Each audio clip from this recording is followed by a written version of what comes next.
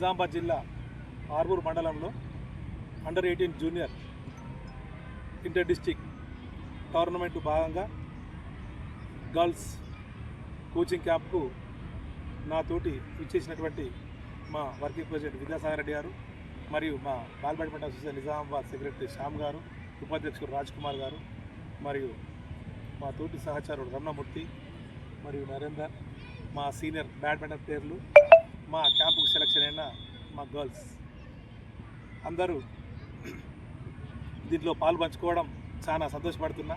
ఈ ball badminton గేమ్ని మన జిల్లాలో ఇంప్రూవ్ చేసి మన జిల్లా పేరుని రాష్ట్ర స్థాయిలో ఉన్నతమైన స్థానంలో ఉంచాలని మా పిల్లలకు కోరుకుంటూ ఈ కోచింగ్ క్యాంప్ ఏర్పాటు చేయడం జరుగుతుంది.